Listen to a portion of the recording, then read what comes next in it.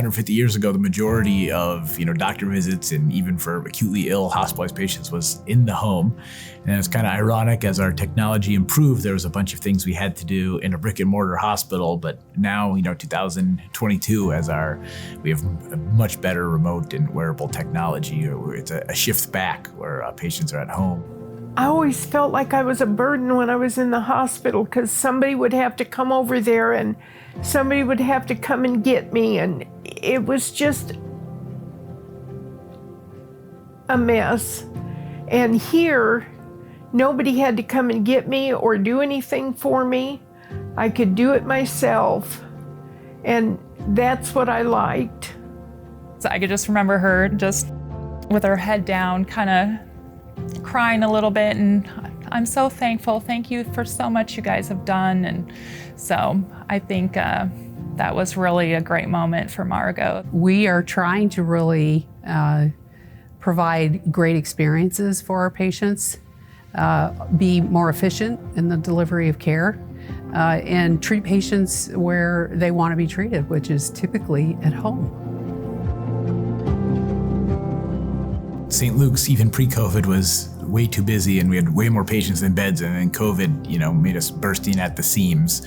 And so, if we could decompress, we're starting at St. Luke's East, but if we can, carry a census of 20 patients that would have been inpatients, that will hopefully make it so there's no more patients boarding in the emergency room or patients having their procedures or surgeries canceled because of a lack of beds. You have the ability now to send them home and get them the care they need more timely. Over the last 3.5 weeks, the doctor's been saying you need to go to the emergency room.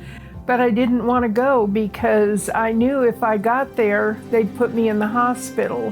When I got in there, they came in and told me about this hospital in the home. And I was jumping for joy.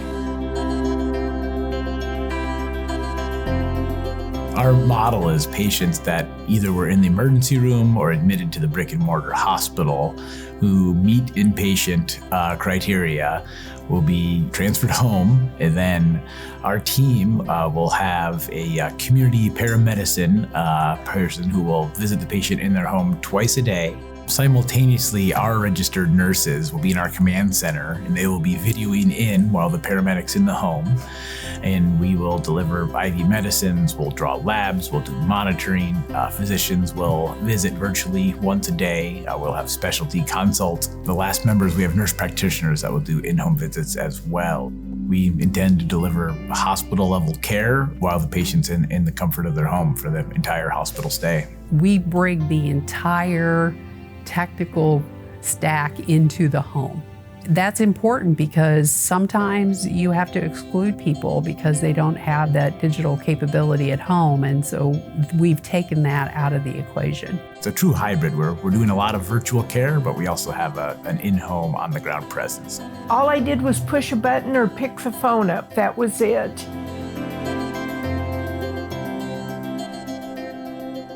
So we launched July 19th. We're very, very excited to actually admit our first patient that morning. With our very first patient, it really showed what kind of impact this new care delivery model could make. I could be in my own home and still get the care I needed to get back into feeling better was such a blessing. It really exceeded my expectations.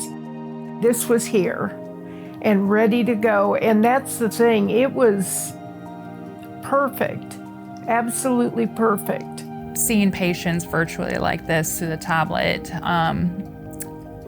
really gives you a chance to slow down, talk about how you're really feeling today, even like future care, where you want to go. I feel like I finally can give them the care that I as a nurse want to give. This model of care is truly patient-centered. We've heard over and over again how excited they are that St. Luke's is now offering this program. The patient ends up in a better position to manage their illness when they leave the program. I think the opportunity for us to be in their home and to see some of their social determinants of health, what are some of their barriers to getting their medicines or to following medical advice, will really be a tremendous opportunity for us to impact kind of their overall trajectory of their chronic diseases. I wouldn't be surprised if in the next 10 to 15 years, every major health system has this program. But luckily, we are the first of its kind in the Kansas City market. We're the first of its kind in Kansas or Missouri. For that reason, I feel extremely proud to be a part of this program.